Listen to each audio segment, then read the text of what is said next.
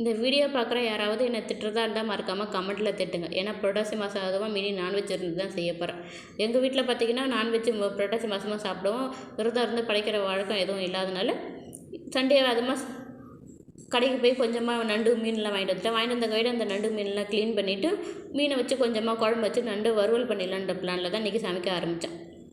யூஸ்வலாக புரட்டாசி மாதம் பார்த்திங்கன்னா நிறைய பேர் விரதம் இருப்பாங்க, நான்வெஜ் சாப்பிட மாட்டாங்க. இந்த சிக்கனு மட்டனு ஃபிஷ் இந்த ரேட்லாம் பார்த்திங்கன்னா கொஞ்சமாக அடுத்து குறைஞ்சிருக்குன்னு நினைப்பேன். நான் கடைக்கு போயிட்டேன். அங்கே போய்ட்டு ரேட்டு கேட்டால் தான் தெரியுது புரட்டாசி மாதம்னு பார்த்திங்கன்னா அந்த ரேட்டு கொஞ்சம் கூட குறையவே இல்லை. யூஸ்வலாக நார்மல் டேஸில் என்ன ரேட்டில் இருக்குமோ அப்போவும் அதே ரேட்டில் தான் அங்கே விற்றுட்ருக்காங்க. அப்புறம் என்ன பண்ணுறது, நம்ம சாப்பிட்றது பழக்கமாகிடுச்சு. கொஞ்சமாக நண்டு மீன் மட்டும் வாங்கிட்டு வந்து குழம்பு வைக்க ஆரம்பிச்சிட்டேன். குழம்பு நல்லா கொதிச்சதுக்கப்புறமா நம்ம வாஷ் பண்ணி வச்சுருக்கிற இந்த மீனை போட்டு நல்லா வேக வச்சு எடுக்கிறேன். வெளில கிளைமேட் பார்த்திங்கன்னா இந்த அளவுக்கு தாங்க இருக்குது. கொஞ்சம் கூட மழை வரத்துக்கான அறிகுறியே இல்லை. வெயில் பார்த்திங்கன்னா நல்லா வெளுத்து வாங்கிட்டுருக்கு. எங்கெங்கேயோ மழை பெய்யுதுன்றாங்க, தண்ணிலாம் தேங்கி நிற்கிதுன்னு பார்த்தா திருநெல்வேலி பக்கம் ஒரு சொட்டு மழை கூட தூர மாட்டேங்குது. இந்த வானத்துக்கும் மேகத்துக்கும் பார்த்திங்கன்னா கொஞ்சம் கூட நம்ம மேலே கர்ணியே இல்லை போல். லேசாக கூட மழையில் மறந்து கூட தூவ மாட்டாங்க போல். அந்தளவுக்கு வெயில் பார்த்திங்கன்னா நல்லா வெளுத்து வாங்கிட்டுருக்கு. எங்கே பார்த்தாலும் தண்ணி வறண்டு போய் இருக்கிற மக்கள்லாம் தண்ணி கொடுத்து தான் தூக்கிட்டு தெருவில் தெரிஞ்சிட்ருக்காங்க.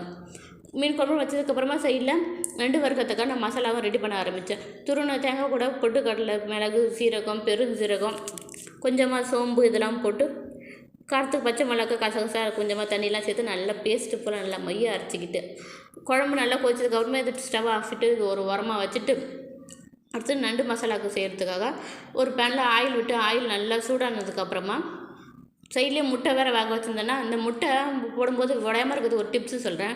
தண்ணி நல்லா பாத்திரம் முழுகிற அளவுக்கு நல்லா தண்ணி ஃபுல்லாக ஊற்றிட்டு இந்த முட்டை பார்த்திங்கன்னா முட்டை போடும்போது நல்லா அதில் முழுகி இருக்கணும். முட்டை கொஞ்சம் கூட வெளில தெரியாதாலும் இருக்கணும். அப்படி ஒரு முட்டை தெரிஞ்சுட்டு பார்த்தீங்கன்னா அந்த முட்டை பார்த்திங்கன்னா உடஞ்ச ஆரம்பிச்சிடும்.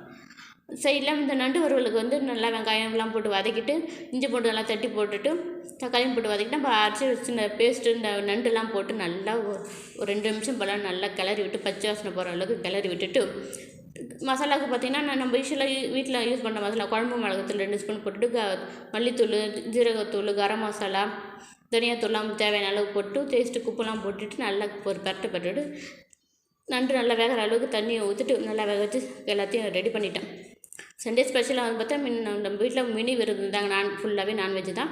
சுட நல்லா சாதமும் முட்டையை வேக வச்சு எடுத்து வச்சுட்டு நண்டு வறுவலும் ரெடி பண்ணி வச்சுட்டேன். மீன் குழம்போட நேற்று வச்ச ரசமும் இருக்குது. இதோட இன்றைக்கி சண்டே லஞ்சு சாப்பிட்டு முடிக்க வேண்டியதான்.